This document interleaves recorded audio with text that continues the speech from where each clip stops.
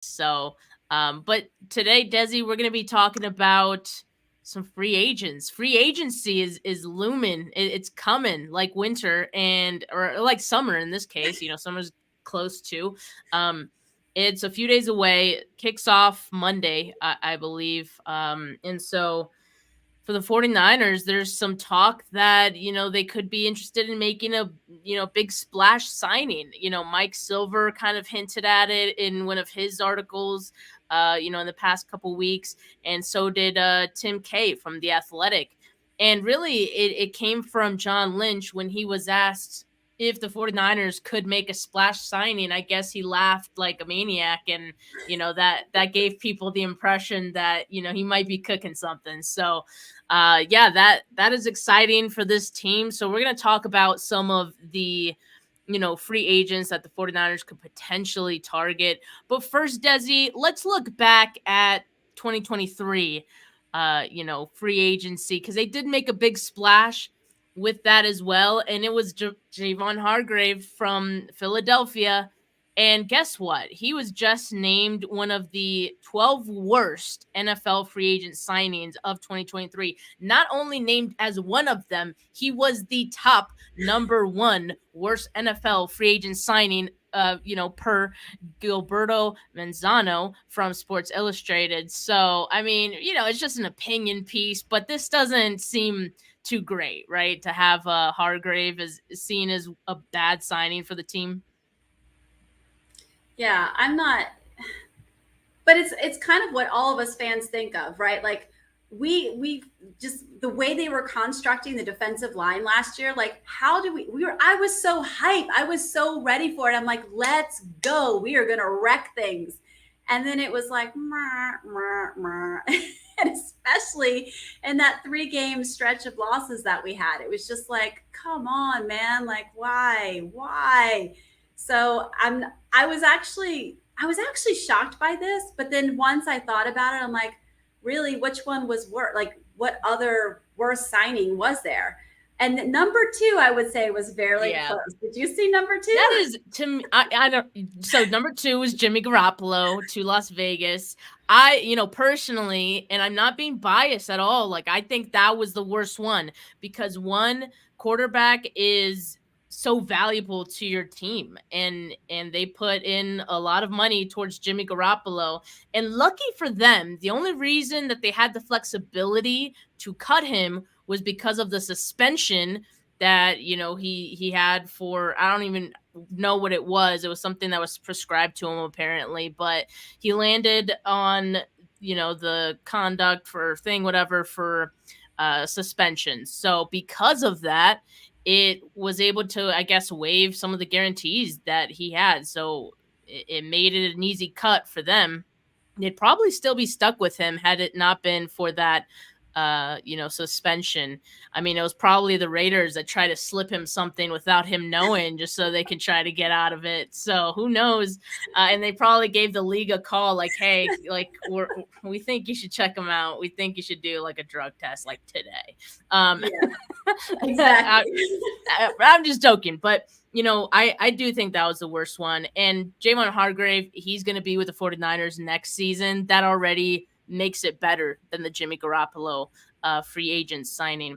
And look, I'll say this about Hargrave. I think as a whole, you look at the defensive line, and I think they all underperformed relative to our expectations, right? Like we all had really high expectations, and part of the reason for that was because of Hargrave. You got Nick Bosa, you got Eric, like all the guys that they have on this line. And it just didn't work out that way. But I would say the entire defense, like I said, underperformed. It wasn't just Hargrave. And you know what I'm going to do, Desi? I'm going to chalk it up as it being a Steve Wilkes issue. And Oh, I'm going to go oh, back to, having high expectations for this they're gonna defense come for in you. They're gonna come 2024. for you, Steph. They're gonna come for you. But do you not think that maybe Wilkes had some uh I don't know, contribution, I guess, to the 49ers defensive line, maybe not being as good as we thought they were going to be? I mean, I'm not sure. I'm not sure that I can answer that, right? Like only the people Yeah. behind the scenes are going to know that truthfully.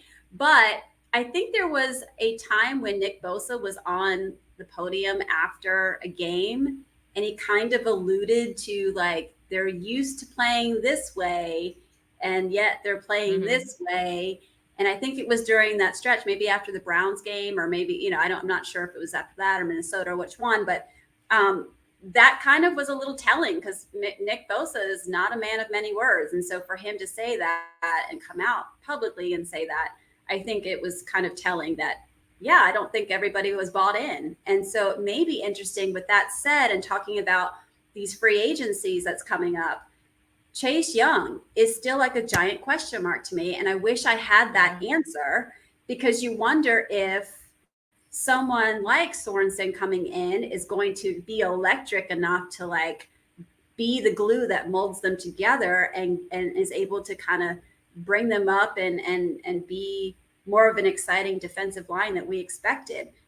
But Chase comes with his own set of skeletons, so to speak, from Washington. And so you just kind of wonder, is it worth it? Do we keep him or let him go? Yeah. And then and then like, how do we see this free agency going then? Because to me, I would rather draft an offensive lineman, left tackle or a right tackle, because that's harder to find in free agency and look for some other options that are out there. I mean, there's some sexy options out there. Yeah, I mean, and Chase is going to be one of the names that, we do talk about today because we'll look at some of the free agents that are available in positions of need for the 49ers, and Chase Young, he is going to be a free agent in a position of need for the 49ers, so they could elect to bring him back. We'll talk more about that in a bit. But Desi, there is so much going on as, free agency gets closer because a lot of teams in preparation for free agency, they want to be able to make their moves. There's some teams that are currently over the cap or close to being over the cap. So, they're starting to make some moves so that they could have flexibility at the start of free agency. So we're seeing a lot of new names of players, that are getting released. And we're also seeing some names of guys that are being franchise tagged. Some names that a lot of us hoped would, reach free agency. And ultimately, because the team had the option to franchise tag them, they will not be. So I want to talk about those names first because for me, it's a big bummer. And you know what? This cycle, this offseason has taught me I don't like the franchise tag. I want Brian Burns, gosh damn it. I want Josh Allen, the edge rusher, but the quarterback would be great too. But Ladarius Sneed got tagged. I mean, look at these names. These are, it's no wonder that they're getting tagged.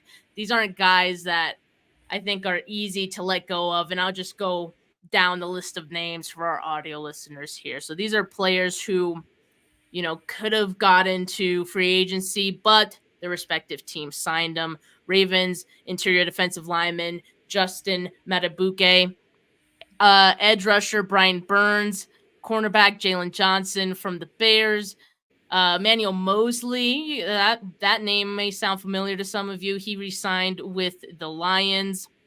He wasn't franchise tagged. Sorry, he was signed. I don't know why I put him under franchise tag. But Josh Allen, I believe, was tagged as well, and Ladarius Sneed was as well. So, yeah, these are some names I think, me and some other 49er fans would have definitely liked, right? Yeah, absolutely. I was looking at Josh Allen as an option. But I'm kind of scarred because we had some splash signings last year on the defensive line, and so it's like I'm tainted now. I'm not sure. Like, it looks sexy, I buy it, and it just it's going to sit on my couch. It's not going to do anything. Wow, sit on the couch, huh? Man, so I told you it's a wacky rough. Wednesday, but no, yeah, the meme is perfect. That's literally my face when you brought this up. Yeah, it's the Michael Scott, I don't know. How would you describe that face? Just like disappointed, upset face. Yeah. Um, Yeah. yeah. Let's So, share. I mean, I guess, 49ers will have to make do with the list of names that will actually be free agents, which will include, these players. So as far as some guys who have been released in, the last few days, maybe the last week, uh, that are now free agents, you have Jaguars cornerback Darius Williams. You have, and these two moves that I'm just about to mention, they just happened like an hour or two ago before we recorded here. The Bills released their cornerback Travarius White, and that's a big one. That's a really big one. And then they also released their wide receiver, kick returner Deontay Hardy. The Seahawks yesterday on Tuesday released Jamal Adams and Quandre Diggs, both safeties. And the Eagles, a little bit before we went live as well, really released or plan to release cornerback Avante Maddox. So these, I mean, to me, these are some intriguing names for the 49ers. Maybe not so much the Seahawks. I just put them in there because they are like key players. And it's relevant to NFC West, but I don't think the 49ers would go after either of Adams or Diggs in free agency. I think they're pretty much set with Ufunga and with Jair Brown. But that's not to say that they won't be interested in bringing in any safeties. I just don't think those particular safeties who probably would look for a starting position would be, the right fit for the 49ers at this time. But all three of these corners, Darius Williams, Travarius White, Avante Maddox, I mean, they definitely some names that intrigue me. We'll keep an eye on it. I'm still stuck on D-line. I can't get past it. It's the only thing I watched at the combine. It's the only thing. I'm borderline obsessive about, like, what do we do about this D-line?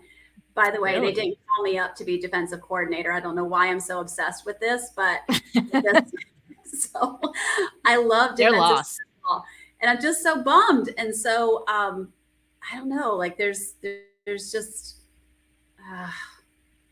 I have nothing else to say. But Fork-tailed Devil IP38J, yes, and I think Mosley is coming off of an ACL repair. Yes. And so it's interesting, but it's not uncommon, for he's a veteran, people can come back from an ACL tear and it not be a big deal. But interestingly, I read an article, I have it maybe somewhere up in my open tabs, where they put out that they kind of rated by position, which was the top positions that were out there in free agency.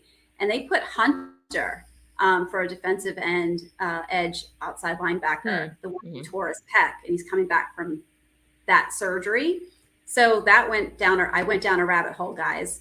So I'm like, pecs, to have a pec repair, what does it look like coming back from that? And I found a study. It's called a systematic review. And what they do in those kind of studies is they take all the studies that are on that topic and they pile all the data together, and then they look through the data and come up with some numbers from it. So the title is Outcomes and Return to Sport After Pectoralis Major Tendon Repair. And again, a systematic review. And what they came back with out of looking at all of that is there was 2,332 retrieved articles. 18 studies were included with a total of 536 patients. So that's a fantastic number considering this is not a very common injury. And so they said a majority of them that undergo this surgery return to sport at a mean of 6 plus or minus almost 2 months, 6 months-ish. And they said 74% successfully returned to their pre-injury level of sport. Pretty good, 74%. I'd love for that to be higher. And they say post-surgically, 81% of patients have a complete pain relief after surgery. But here's the interesting little nugget of data that I thought was interesting here. Of the 10 studies that reported complications, 18% of patients had postoperative complications that included re-ruptures or wound infections, and 7% had to have a reoperation. I don't love those numbers, to be honest with you. So I would have a little bit of concern about, you know, signing him if that's something that they're thinking about. I mean, 75% chance. I mean, I don't know. Would you buy a truck if 75% chance that it's going to be fine in, 5 years, or depending on the money amount, right? I mean, I don't know. It's interesting to think about that. I would hope that he had this incredible surgery and that there's nothing to worry about, but you do have to take into account, what are you looking for when you're trying to sign somebody? Because these are, one, they have experience. And so not everything is going to be what they bring to the team is going to be a physical contribution.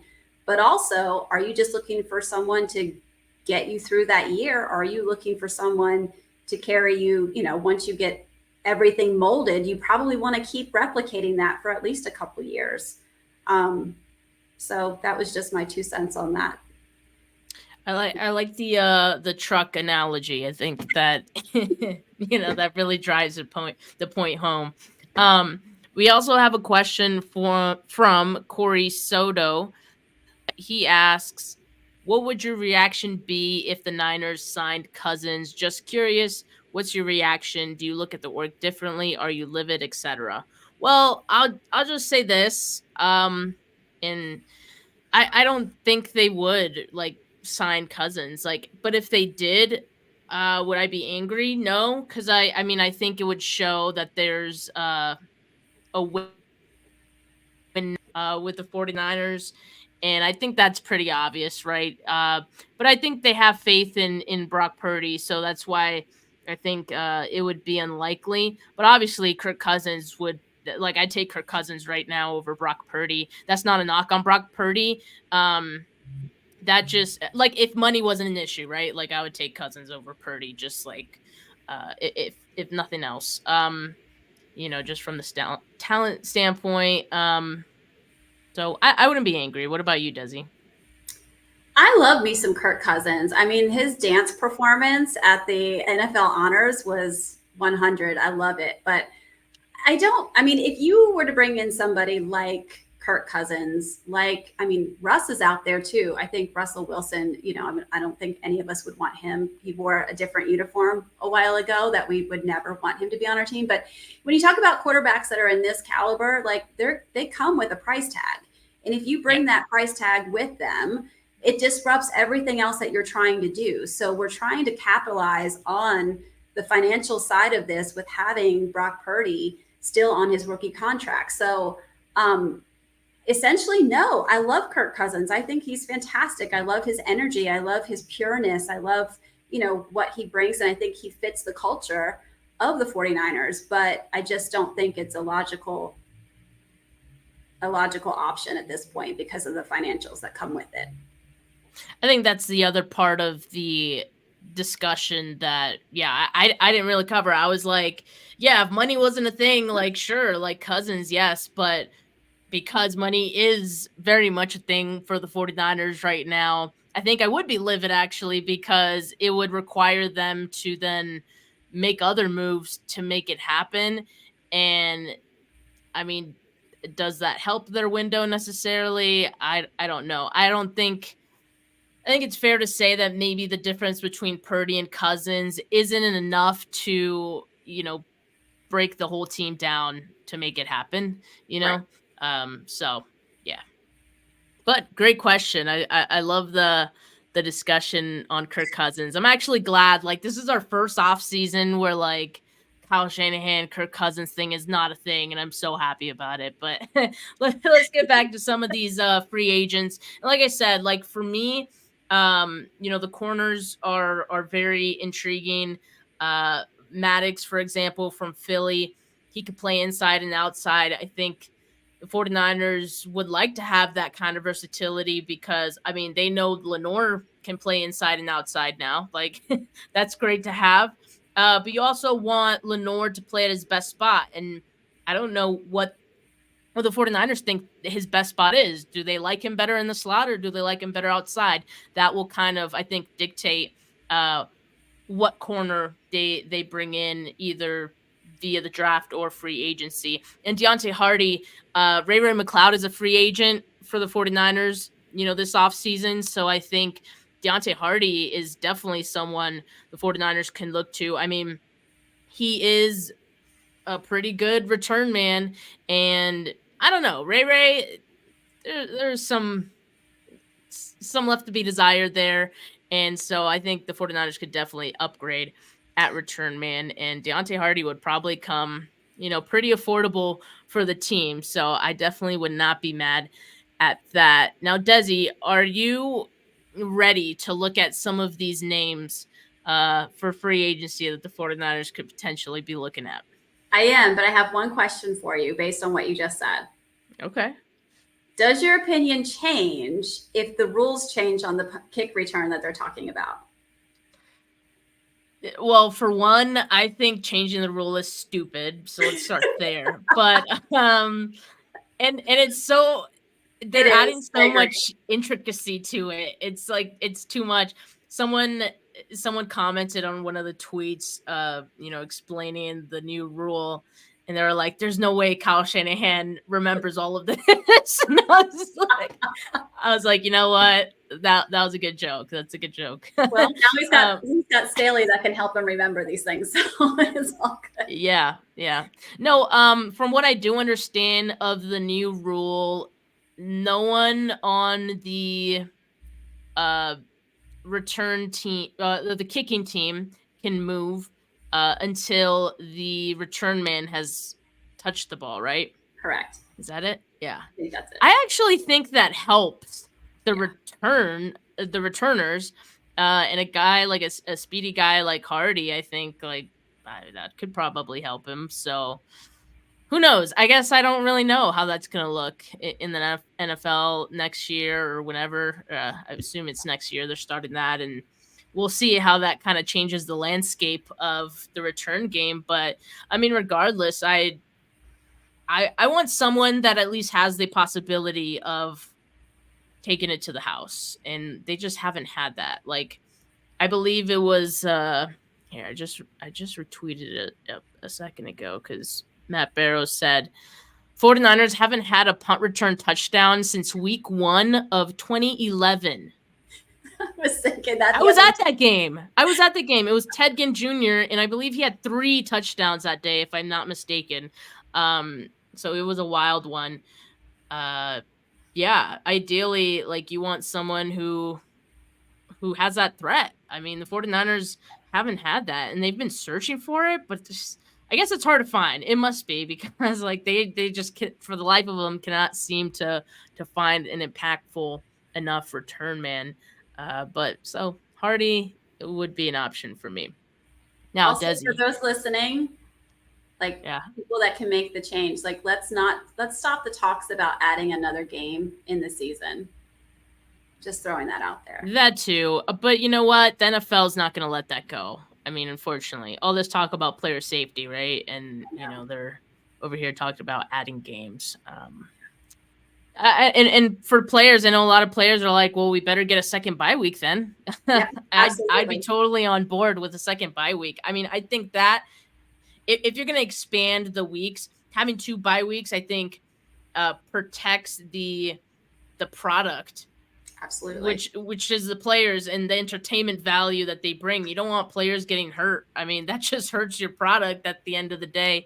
Yes. So keeping them healthy, keeping them fresh, and allowing them to get 2 bye weeks, I think would help the NFL in that regard. But we'll see what happens there. Now, let's start off looking at some offensive tackles. So these are the free agent offensive tackles, and the order in which they appear is more or less, I guess, just, the top guys are listed towards the top, and lesser known guys are just, guys that aren't as good or towards the bottom, more or less. So we got Tyron Smith from Cowboys at the top. He was released, I believe it was like a week ago at this point, or maybe 2.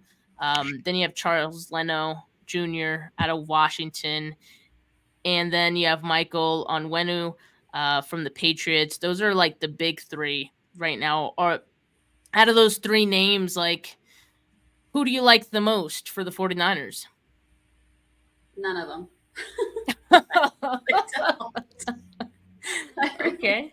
I did look at this list and I was just like, no, I mean, I'm sorry. Like it's not What? Okay, exciting. so let me ask you this. I could see the reasoning, I guess, for the other guys, but what about Michael Onwenu from the Patriots? What is it about him that you're like, this might not be the guy? I just, to be fair, I probably didn't watch enough of the games to be able to come out and just say definitively a yes or a no. I don't know. I'm just not. Just look at the teams that are listed up there. I just feel like offensively, like what did they do? Like that they were so impactful that it made a difference, right? Like, I mean, I guess Dak wasn't on his back as much this past year as he's been in years past, but I mean, I don't know. It just doesn't feel like something that I think is worthwhile. I mean, again, we traded away Mike McGlinchey, which I think is a decent, he's mediocre, right? Maybe mid is what, you're thinking, but is that really what we want to bring back in, or do we want to roll the dice? I mean, I hate to put this out there. I mean, it can't get, I think we make smart enough decisions, and we've already been able to get through multiple seasons without a stellar right tackle. So like let's try to get the right fit, because again, I'm low key got some anxiety about what we do about Trent Williams. So we really need to draft the guy this year, guys. I'm so serious. We need a very stellar right tackle to start at right tackle and eventually learn from the best Hall of Famer, the Silverback, so that God forbid when he finally rolls out, we've now fostered that really, fostered somebody from right to left and can just be locked and loaded. So that's why I don't even want to look at these names. Like that has got to be priority number one. We have got to find that. And I know that person isn't on this list, in my opinion. So that's fair. Like, okay, so there, as far as tackle goes and how the 49ers can tackle it, I think, obviously to me, there's one name from these top three that is a real option, and that to me is Onwenu. And the reason is because he is a right tackle. Tyron Smith has played right tackle early on in his career, but I think he's mostly been a left tackle. He's up there in age, so really you'd probably have him for 1-2 years. And he has an injury history, that goes pretty far back. So Tyron Smith probably, I don't think I'd take that risk. Charles Leno Jr., he's pretty good, but he's also a left tackle, which the 49ers don't need right now, right? So probably better to look at Trent Williams replacements in the draft. But if you want to upgrade at right tackle, and have someone compete with Colton McKivitz, I think Michael Onwenu is, the guy for the 49ers to target. And I was just looking at Spot Track or Spotrac to see what his market value is, and they have him at 13.6 million average annual salaries, kind of like what they project for him. I mean, could the 49ers afford that? I don't know. Let's just assume like the 49ers have one splash signing they could afford this offseason to make it happen. I would not be mad if it was Onwenu, and he's pretty young too. Like he's only 26. So I would like that. That'd be a pretty long-term answer at right tackle for this team. So I wouldn't be mad at it. And as 49er Media points out, he can also play guard. So yes, if he absolutely needed to. Yeah, he was drafted as guard by New England back in 2020. 6th-round draft pick out of Michigan. He's 6'3", 350 is what he's listed as. So I mean, I wouldn't be mad either, I guess, but I'm just so obsessed. I mean, they could do both, right? Like they could get one of those top three guys, and they could still draft the tackle because the need for the Trent Williams replacement would still be a need. We're Yeah. just talking about, I guess, like someone who could compete for right tackle right away. I guess it just So. comes down to money. How much would he amount? How much is he making right now, or what was he making? I don't know how much he was making. Well, I mean, that was probably his rookie contract he was on, but like I said, Spotrac has him projected for a 13.6 million average annual salary.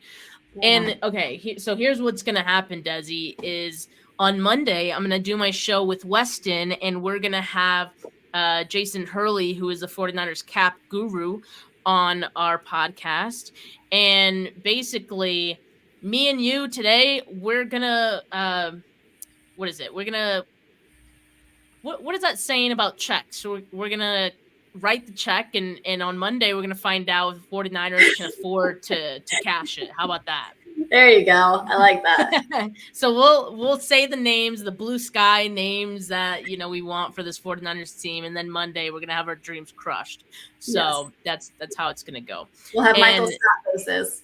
Yeah, exactly. More of those memes. 49er Media says, I didn't know Justin School was on the Bucks. He sure was. But he's going to be a free agent.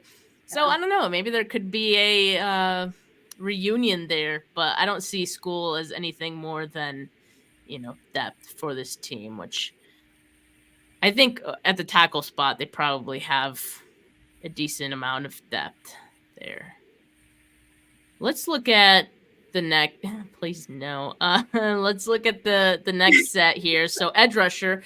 Desi, you said you're obsessed with the defensive line. Lucky for you, the 49ers are as well. And so I do expect them to, probably be in the edge rusher market this free agency period. We were talking about, Chase Young. He's one of the guys who is going to enter free agency.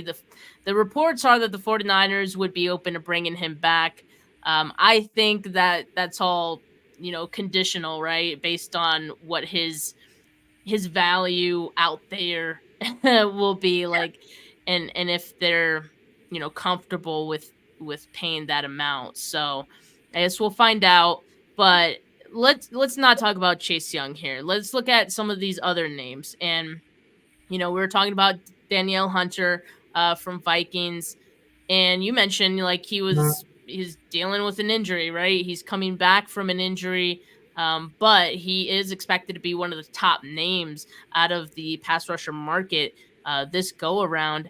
Also, Andrew Van Ginkel from the Dolphins, Jadeveon Clowney from Ravens, Zadarius Smith from the Browns. Those are kind of like the top guys, and I'll just mention Shaquille Barrett as well. I think is kind of intriguing to me, as well as Kyle Van Noy. And I know other people have mentioned Bryce Huff from the Jets. So those are some nice names to me. I think there's definitely some options for the 49ers here. Absolutely. I agree. Again, still have some concerns about Danielle Hunter with the return from the pec injury. But I mean, again, and I'm still scarred from last year. Like, do we roll that dice? And then does it, and we've also been a team with, luckily last year, we were doing very well with not having a lot of injuries, knock on wood. But we also have had that part of, that problem with injuries. And I just hate to bring somebody in and have it be a situation where that brings them down. I did watch a lot of Clowney this year. My husband is a Baltimore Ravens fan, so I did watch a lot of him. He does not look like the Clowney of years past, right? Because we've all seen him in his heyday, and he was very explosive, and he was always a problem for us. He wasn't. I could just see the difference. The aging is there, so I'm not super confident on Clowney. I do agree that I think Kyle Van Noy could be interesting. And I don't know. Like, to me, it's Chase Young. I don't want to I'm going to trust the 49ers. Let me say that. I'm going to fully and wholeheartedly trust the 49ers on what they do with Chase Young. And I think it's going to be telling whether he stays, and it's going to be telling whether he goes. Because I do think this is probably the best place that he could possibly be. Like, he lucked out with being able to be with Nick Bosa and being with the incredible coaches that we have. Was Wilks a true factor in everything? Maybe, maybe not. I'm not sure, but I mean, if you look at this list and you put aside anything like outside of just the physical, I mean, we're in a good situation having him, but that's not what's in question, right? So do you take someone like him, or do you take someone like Daniel Hunter, who's coming back from an injury that also you don't know what what that's going to shake out to look like? So I don't know. I haven't put the puzzle piece together yet, but I did look at this list, and that's kind of where I am with it at this point. Yeah, and we have a question from Technic Chic. Says, would the injury bring Hunter's price point down potentially? Desi made that truck analogy and discussed at what cost, but lots of other names too. So, I mean, that's kind of why I brought the truck analogy, right? Because if you're buying a truck right off the lot, you have expectations with that, right? Like, you're going to pay premium dollar. It's nothing's wrong with it. It's coming right off the lot. If you buy something that's a 2021 that, maybe it's had some harsh love, maybe not, maybe it's had, this or that done to it. Like, who determines what that fair market price is, right? Like, or is it 10% off? Is it 20% off? Like, it's still going to drive you around, but maybe you're not going to, have as much faith into it. It's only going to last you X amount of years. What value is that to you right now? Like, are you someone that works a job in construction that needs a truck like that, and right now it fits the bill, and that's what you're going to go for, and that's where you're going to put your money? Or are you someone that's like, you know what, I don't necessarily need that. I'm not going to be 4x4ing and live in Buffalo where I need to have the that special the all-wheel drive situation. So that's what, and I'm not sure that I can answer that, other than I think it should matter, right? I think that is a bargaining chip when you say, hey, this guy's coming back from a big pec repair. Like, we're not sure what that's going to look like. I mean, this is your edge rusher. If he can't wrap up and he can't, use that muscle, or there's a fear there, or even say it is fine. The other part of that we're not sure is, how's that going to handle mentally, coming back from injuries. Sometimes there's just fear, and the athlete then performs differently because whether it's consciously or subconsciously, they're playing a little bit different. So there's a lot of things to kind of tease out with that. And I would say, prior to that injury, I don't even think Minnesota would let him go, but maybe that's part of the reason why he's floating out there too. So yeah, I mean, free agency is definitely going to set his market, and I'm sure it'll take the injury into consideration for some of those teams. So maybe that's why the Vikings do want to kind of wait and see what that is before they go out and make an offer. Spotrac has his projected annual salary at $20 million. So that's what they would project him. They project 3 years, $60 million contract. So, I mean, that's pretty big. And given the risks that you kind of outlined, I don't know, maybe I'd have the 49ers. I'd prefer the 49ers to not take that risk and have another team, take that risk. I think there's other names on here that would be a little more intriguing to me.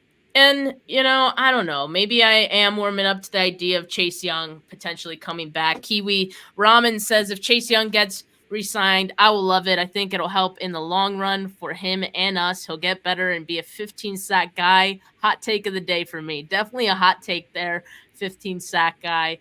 But, I mean, hey, if that's what we might get with Chase Young next season, sign me up, right? Like, I would take that. I guess, like, Young's value, there's no way that it's high right now. Like, I don't know. I just don't see that happening. I guess we'll see. Let me look up what Spotrac projects him to be at really quickly. Yeah, that's exactly what I was getting ready to ask you, is what does it look like? So they project a 1 year, $13 million deal for Chase Young. Not too bad, but with that kind of money, it's like you better you have to be the starter, and you better be like a pretty decent one, right? Like if you're gonna be starting next to Nick Bosa, like you know, I don't know. So we'll see. Look, I do think the 49ers probably end up signing two guys on this list as far as free agents go. Maybe one will hear around the start of free agency, maybe one a little bit later, like closer to training camp. Like that wouldn't surprise me. But the 49ers are losing, in addition to Chase Young, there's going to be two other free agents, edge rushers, Clinton Farrell, and then also Randy Gregory. I would be open to Clinton Farrell coming back. No one's talking about that, but I know he ended the season with an injury as well, Desi. Like, I don't even remember what that injury was, but I know it kept him out because it was towards the end of the season. There's no concerns about him from that standpoint, right? And that impacting, the start Yeah, of his season or off season. it was a knee injury, and I'm not sure that we had the specific details on that, but I do know that they said it was not the ACL. So, I mean, I agree, Steph. And I actually, whenever I see Cleveland Farrell's name, I think of you. I'm like, I know Steph likes this guy. So I expected you fully to say that you were okay with him coming back. I would have to agree. I think that, it could be a situation much like, let's talk about Eric Armstead. He's missed massive time the last 2 years. And, now it comes out that he ended up having a knee surgery as well. I think cleaning up some meniscus in there is what I recall. And if this is the same case for Cleveland Farrell, I'm here for it because people can bounce back from those surgeries feeling a lot better. And so, yeah, no ligamentous injury. Let's go. I would be a huge fan of that, maybe even more so than bringing Chase Young back personally. Like, I just thought Clinton Farrell got better as the season went on. And, earlier we were kind of joking around about the defensive line maybe having a bit of the Steve Wilkes syndrome last season. And so maybe as a whole, they kind of perform better this year, including Clinton Farrell if they bring him back. So that's a gamble, which I don't, it's not a big gamble, but that's one I'd be willing to make. And hopefully the 49ers are too. Let's keep it moving here. Cornerback, I think, is the other, position that I expect the 49ers to want to target in free agency. The question is, how big do they want to go with cornerback, right? They already got Mooney Ward. They already got Lenoir. And so really you're either bringing an outside guy and you want to move Lenoir into the slot full time, or, maybe you want just fully a slot corner, or you have a guy who can do both and it gives you the flexibility to kind of figure it out going into training camp and all that. So that's kind of, the interesting decision I think the 49ers have to make. But I think like the 49ers can bring someone in that's good and doesn't necessarily have to break the bank when it comes to these corners. I think that's what I like about the group. And, we mentioned some of the names early on that I don't think are on this list, but like Desi, the names that I mentioned here were way more intriguing to me than what we had. So like Darius Williams, Tre'Davious White, Avonte Maddox, those are names I would definitely entertain. And so I'll just mention that before talking about any of these corners here. But some names I think the 49ers could potentially entertain as well. Yeah, I think it comes down to money.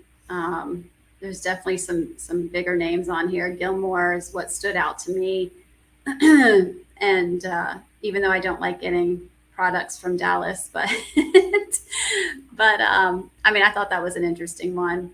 I don't know what other things are popping out to you. We've got Akella Witherspoon, former Niner, and you see him pretty high up here. He was most recently with the Rams, going to be a free agent. That's crazy. That's crazy to me that, Witherspoon is so high, I guess, on the list. But he did turn some things around. Like, he looks a lot better, but I don't know. I would be a little wary of that just because of the the history that he had with the 49ers. Kenny Moore is a name I hear a lot of people mentioning for the 49ers. He's the corner out of the Colts. And so here, let's see if I can pull up PFF numbers really quick. But that could be an option for them. But I don't know. I think they go. I'd be surprised if they went big money with a corner. I don't know why. I just don't. I don't think they necessarily need it. I think more so they probably want to shore up their depth.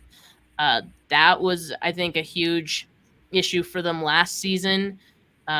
Just the fact that they were so close to having Ambry Thomas, have to go out there and play meaningful snaps, right? They were lucky, I think, that it didn't really ever come to that, but that was kind of the risk they took, and maybe they realized they were flying a little too close to the sun. But yeah, Kenny Moore would be an interesting one, and yeah, I'd have to do a little more. Nelson's been productive for for Houston. I like that name as well. Yeah, 4 for interceptions sure. last year. Kiwi says he likes Bunting from the Titans. Sean Murphy Bunting. Yeah, Foxtail agrees. Bunting's a good option. So, yeah, the 49ers definitely going to have some options when it comes to free agency. We've got like other groups as well. Look, I don't want to go into the names for these next ones because I don't think they're as big a need for the 49ers. But here's what I'll say about safety is I don't think they're going to go big money shopping for a safety because, like I mentioned earlier, like they clearly like Hufanga. They clearly like Jair Brown. I think they're going to stick with that. I think if you look at some of who they've visited with so far through the draft process, it hasn't been like early safeties. Like they'll probably bring in a rookie safety for depth, a guy who they could potentially develop into something maybe. But I think for safety, they're looking at depth. So I don't think they're going to be making any big money moves when it comes to safety. I think that's totally okay. I think there's going to be some names that are fine. Veterans, maybe is something that I think they'll look to bring in, especially because you have Jair Brown, a really young player, and Hufanga, who, I think Hufanga really benefited from having a veteran like Sean Gibson, to play next to. So I think having a veteran in the room is important. So Sean Gibson is on the list. He is on the list. I mean, he hasn't announced his retirement or anything, but yeah. I guess, I don't know.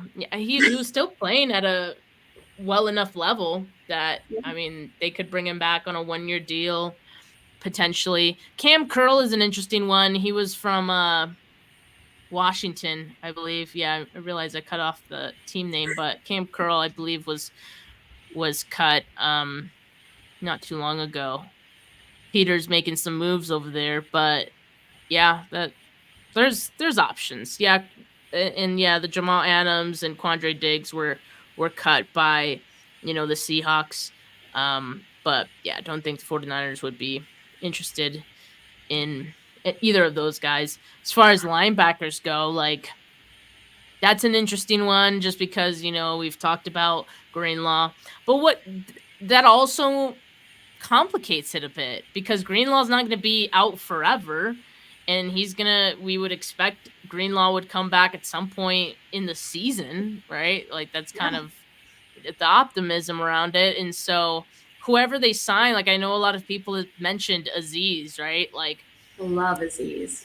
I love that. We love Azeez, but like, would he come back knowing that once Greenlaw's back, he's relegated back to LB3, like that's kind of the question I have for anyone that would come in. It would kind of just be a guy who's good enough to start, and be the LB2, and a guy who is good enough to start, but also would be fine with then being,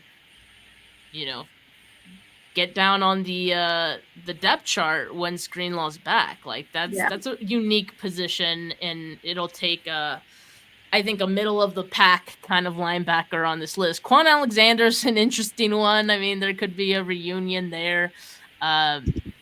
He's at Well, the later end of his career. the one that we're all drooling over is Patrick Queen, right? Like, Oh yeah. if we're talking about I possibly, mean, like, depending on what's happening with Dre, I mean, this is like just reconfiguring the Avengers, right?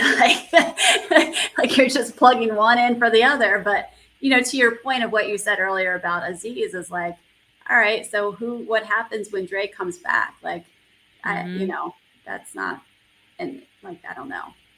I don't want to talk about that either because I love our tandem that we have now, and it still hurts my heart every time I think about the damn Super Bowl. Just my heart just explodes all over again whenever I think about his injury. So, but we have to be realistic and understand that this is a really tough injury to come back from. And we don't. Again, every time you have an injury like this, what player are we getting back after that? He's someone that just throws his body around. Is he still going to be that same player in that same gritty way when he comes back? Yeah, exactly. 49er Media says, I personally don't think we need linebacker. I trust in Winters and Graham. Yeah, D. Winters, Jalen Graham, who the 49ers drafted last offseason. Could they make a second-year leap, right? I mean, that's definitely the hope. We've seen the 49ers bank on a player making a second-year leap before. Hasn't quite worked out. Drake Jackson being the most recent example.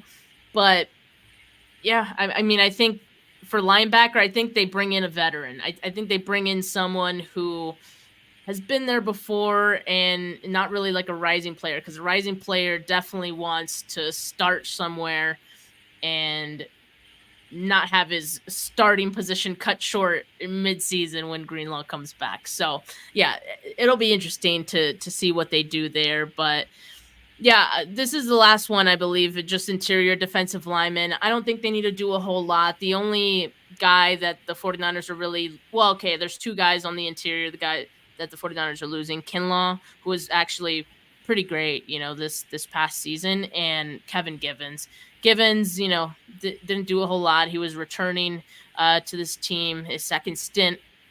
And, Kinlaw looked good. So, Sebastian Joseph Day, who they traded for mid-season as well. Or, I forget if he was a trade or just free agent signing. But, yeah, I mean, so 3 guys on the interior, definitely going to need some depth. Again, I think they go with some bets here.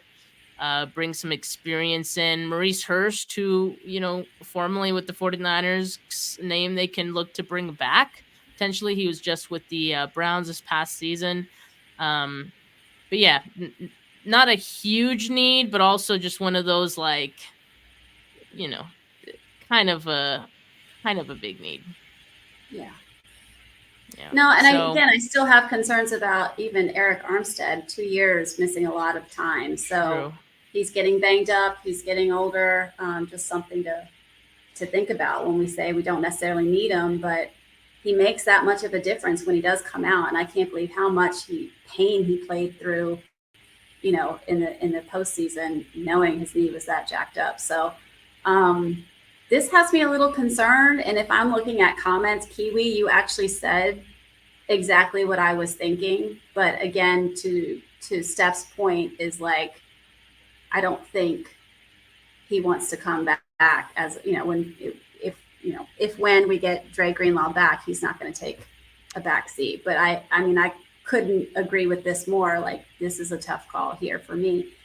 As far as, the defensive line, we're getting banged up, and there's just something, we need something to, besides Nick Bosa as a solid someone that we can rely on to be there. Like, I just feel like Nick is the only one that's been all the way through. And now, again, I hope that Arik Armstead with his surgery is going to be all that we know him to be. But we've got to start really looking at this D line. Like, there's just so much work that has to be done.